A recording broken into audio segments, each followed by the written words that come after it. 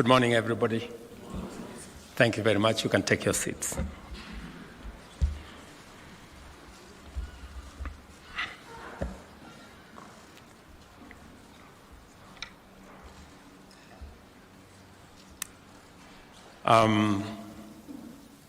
Friends, my colleagues, members of families,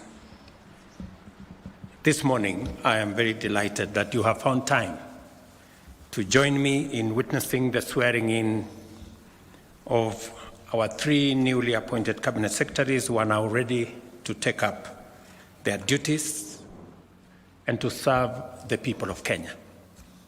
Without exception, all 3 of the new Cabinet Secretaries have extensive and diverse experience in both executive and legislative facets of our public service.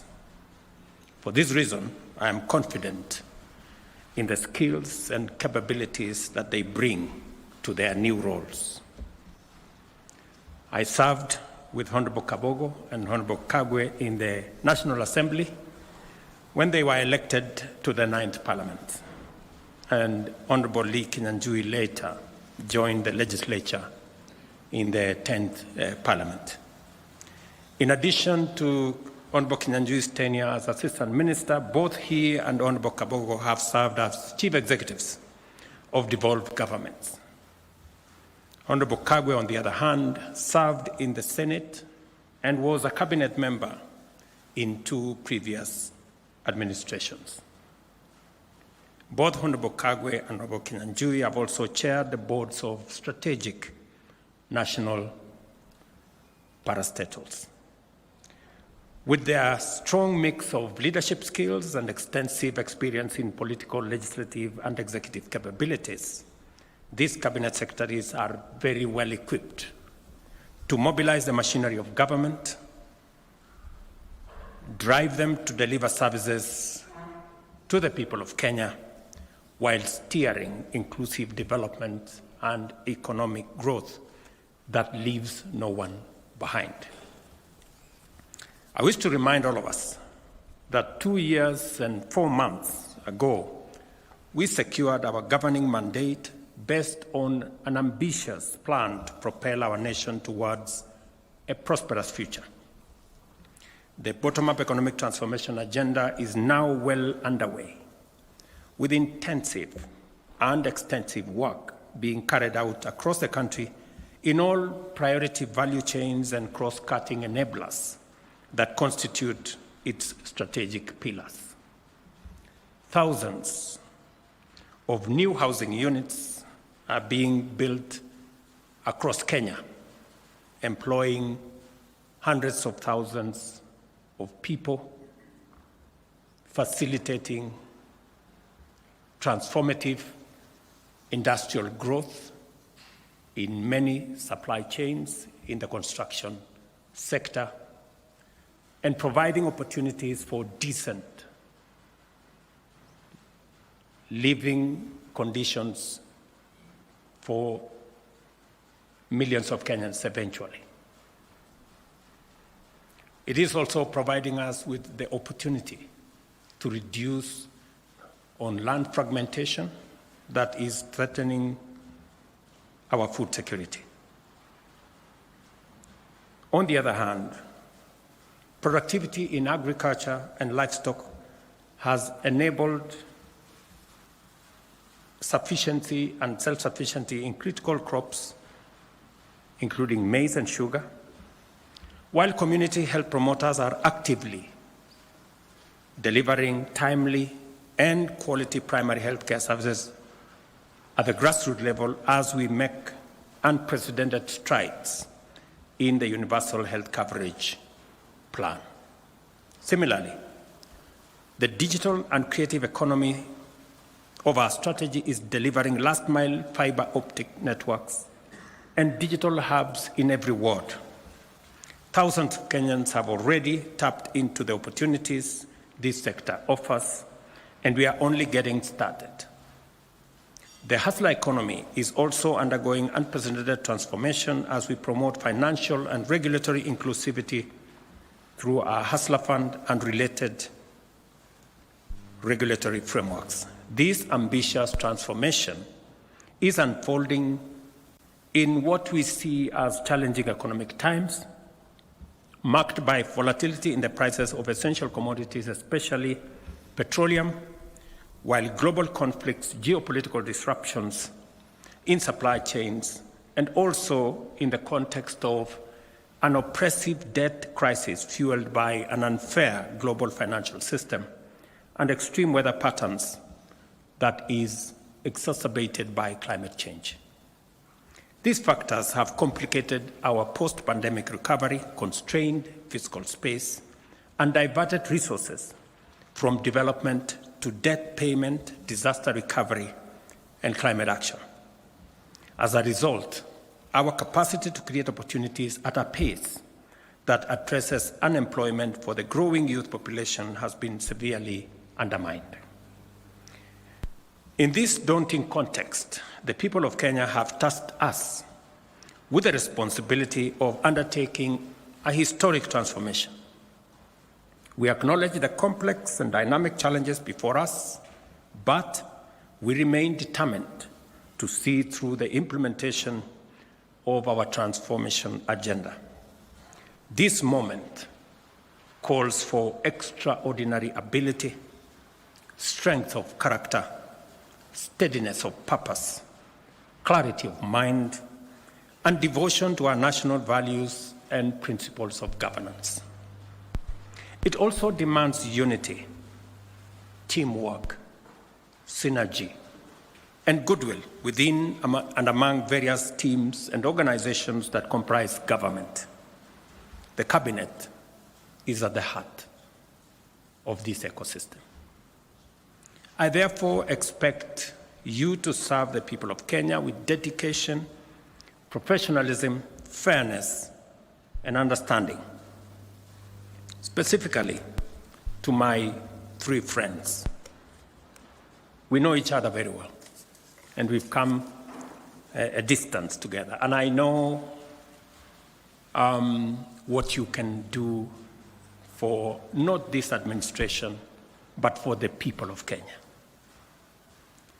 At the Ministry of Agriculture, which I have some experience, there is underway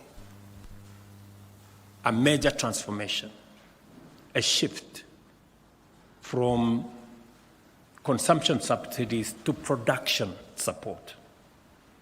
I was very impressed to see the Honorable Kagwe take on the questions from members of Parliament with great understanding of where we want to go from here. And I am sure and confident that the transformation in the agricultural sector that is necessary from enhancing productivity, adding value to what we produce, and finding the routes to market for what we have produced is going to be front and center of your leadership of the team at the Ministry of Agriculture.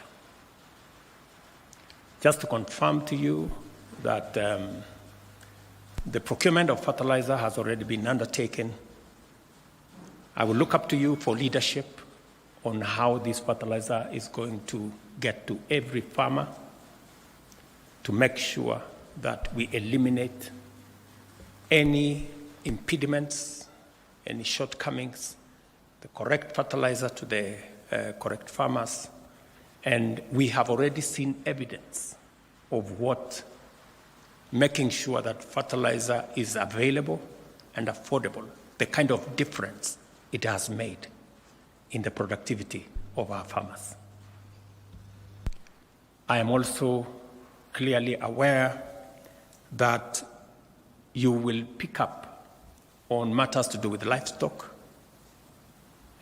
We did commit to the dairy farmers, for example, that we will be paying a minimum of 50 shillings. That has been done over the last 6 months. I will look forward to your leadership in making sure that that moves forward. In tea, just to inform you that maybe your first call this afternoon We have tea that is stuck at the bottom of Mombasa. And yesterday I was talking to your team at the Ministry of Agriculture. We need to find out what are the issues that is causing the clog-up of tea at the port of Mombasa. And the good news around that space is that we enhanced our earnings from tea this last year from 180 billion to 210 billion. And farmers are expecting us to look at the future, and they expect us to do better in the coming year. I have no doubt that you have what it takes to take that forward. We have just concluded 2 days ago comprehensive economic partnership agreement with the UAE that provides us a big market for dairy products, for agricultural products. The trade between us and the UAE is almost 370 billion Kenyan shillings. A big majority of that is coming from our agricultural sector. With the signing of the comprehensive partnership agreement with the UAE, we expect our numbers of export of especially livestock and livestock products to increase. And I'm very happy that you are seized with the matters that will assist us access those markets, making sure that our products meet the sanitary and phytosanitary requirements for the markets that we are focused on, making sure that our meat, dairy, and other products also meet the standards that are required. I am very confident that the challenge we've had persuading farmers to vaccination, you have what it takes. You've done it before with the vaccinations that were there. And I was very happy that you made the position, you took the position which I share, that it's a voluntary exercise and nobody will be forced to do anything.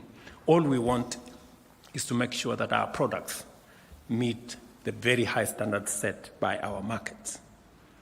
The same thing in the rest of the value chains in coffee.